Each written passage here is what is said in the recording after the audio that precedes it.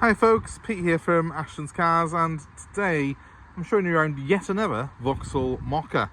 A couple of days ago I put a video up of our blue Mokka, which is a 62 plate, 2013 model. This one is a little bit newer, it's a 64 plate. Ignore the plate that's on it currently, that's a private plate. It's a late 2014 model, and it's a tech line model, so it's a little bit higher spec than the exclusive model that I did the other day. So I wanted to show you around this particular car, show you some of the things that are a little bit different. I try not to repeat myself too much. Obviously, if you want a general review of the Mokka, have a little look back at our review of the Mokka from a couple of days ago. But this one's just coming in part exchange. It's the 130 horsepower 1.7 litre CDTi diesel. Really good engine with a 6-speed manual gearbox. The Mokka's a fairly light crossover, so it performs very well in this car. Being a tech line, it is a little bit higher spec. One crucial thing though to tell you about this car compared with the one we test drove the other day, this car is a 2-wheel drive model. The one that we drove the other day, the light blue, that one is a 4-wheel drive, so that might make a difference to which one is the better car for you.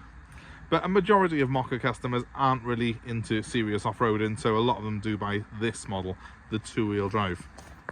And I've just taken this car in part exchange. It's clearly been very, very loved by the previous owner. And I'm saying that because it's obviously had a little bit of fettling here and there, cosmetically, to, well, just to sort of spruce it up, I suppose, to make it personalised to them. They've added these running boards down the side. They're not standard Mokka trim, but they are an additional extra that's been fitted on this particular car, and they've also upgraded the wheels to these quite nice 18-inch items that you see here. If you look inside those wheels, the brake calipers are color coded to blue, and also you've got blue air nozzles on the tires there as well, so that's all been done by the previous owner. Come around the back, you can see they've added a slightly chunkier exhaust tip. It is only the exhaust tip though, it is a standard exhaust on this particular car. And the silver trim that you normally get on the bumper, the diffuser trim, has been painted black to match the bumper. Overall, well, it looks really nice. I should add as well, they have fitted wind deflectors to it as well. But again, wind deflectors, mud flaps, the things they've put on are easily taken off, so if it's not to your taste, we can remove them. We can even remove those side running boards fairly easily.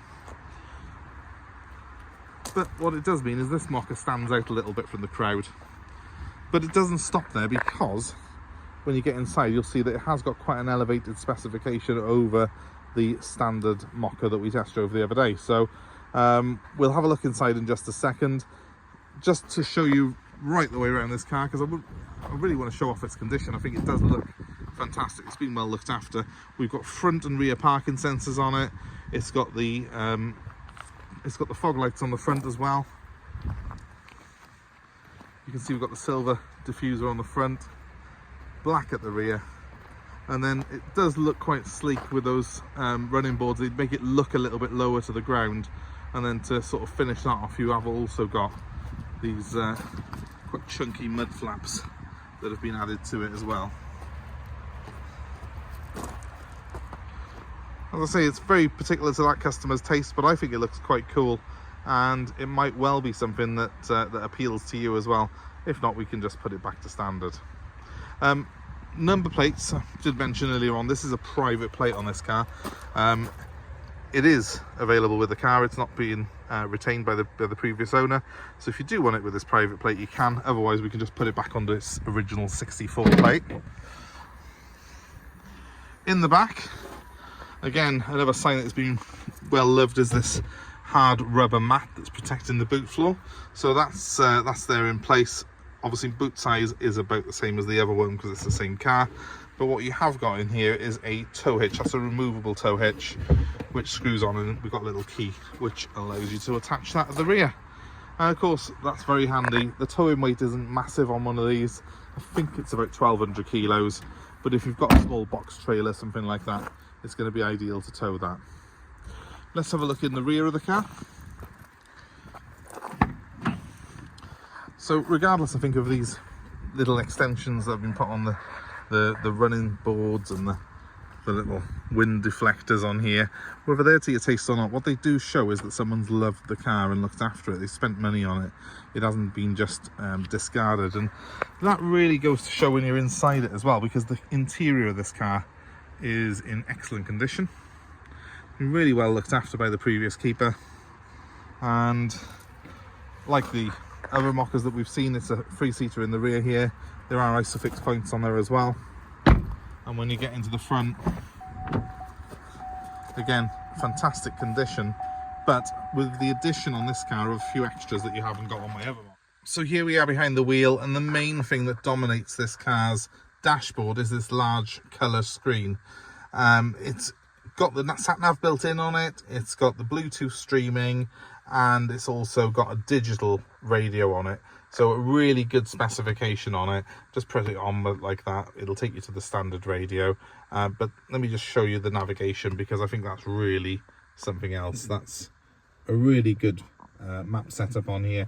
You can zoom in and out as well on it, and it really is a very sort of appealing, I think, display. Very sort of bold colours, very easy to use, so that's something that's very, very appealing, and something that you don't get on the lower end Mokkas. It is a very desirable extras on this car. The previous owner has also fitted a driver aid camera there as well, so that's quite handy. It might bring your insurance down a little bit actually if you've got one of those. That is included in the car because it's been wired up, so we're going to leave it in here for whoever has this car. And yeah, it's in very good condition. It just has the feel of a car that's been looked after, this particular car has. I'm going to just turn it on quickly, so as you can see the startup sequence on it, it does its little checks, and then you can fire it up like so. That's the camera firing up that noise, and hopefully you can see there that the mileage on this particular car is 84,490 miles. So quite low mileage really for the age of it. It's done, what, 8,500 miles a year roughly, hasn't it, on average? So we've got cruise control on here, we've got speed limiter on here, we've got all the stereo controls on this side as well. Most of the setup is very similar to the exclusive model that I showed you the other day, but just with a few little extras just to sweeten it a bit. And I do like those extras. I'm very much into my sort of luxury extras in cars, and yeah, this particular one I think is a great little buy for someone. This wheel trimmed in leather as well. I don't think it was on the other one, so it's just little touches that you get on this sort of tech line model. So it's certainly a great looking car. I particularly love the colour of it as well, and even has a matching colour coded key. How about that? Other things, well, those mirrors are power fold. Obviously you've got the roof rails, they are standard fit on a Mokka, and I think these are still a good looking car, I really do. I do think, as I said with the other one, it's got a sort of nice chunky Tonka toy look to it, which you don't see on many cars, and it's certainly got its own individual styling. It's a very distinctive looking car. I'm disappointed that the new Mokka hasn't really followed that styling, but of course this Mokka was built as a Vauxhall. The new ones, well, they're really Peugeots. So this generation of Mokka, in my opinion, is the best one there. And it's also, as I said at the beginning, quite a light car, and that makes it feel quite nimble on the road. So it's actually surprisingly good fun to drive. Much better fun, I should add, than an Astra, which is obviously the equivalent in the sort of standard hatchback range of Vauxhalls. So I'm very sort of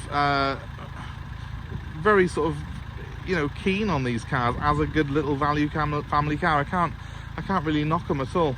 If you're interested in it, it's going to be available for sale, as is the other one. You can see the other one parked down there at the end of the row, hopefully. There he is, waiting. This one's going to be parked next to him in just a minute.